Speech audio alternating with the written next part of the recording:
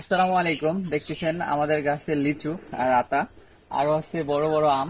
এই যে দেখেন, এই দেখেন বড় বড় আম। তো একটা মেসেজ দিতে চাই।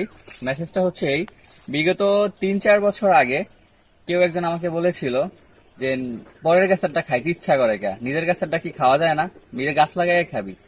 আলহামদুলিল্লাহ, তাকে ধন্যবাদ জানাই যে তার কথার উছিলায় আমাদের প্রচুর হিট লাগছিল, মানে ইগোতে লাগছিল। ওই জন্য বিগত 4 বছর আগে আল্লাহর রহমতে আমরা গেট করছি, এবং গেট থেকে আমরা নিজেদের ফল, মানে নিজেদের ন্যাচারাল ফল খাচ্ছি। এই দেখেন আতা, আরো আছে আম। এক একটা আমের সাইজ দেখেন, মার্শাল্লাহ কত বড়। এই যে প্যাকেট করা, মানে আমাদের ফুল বাগানে প্রায় 80 থেকে 85টা আম গাছ আছে। এই দেখেন একদম কত মাটির সাথে লাগানো, এই দেখেন আম। তো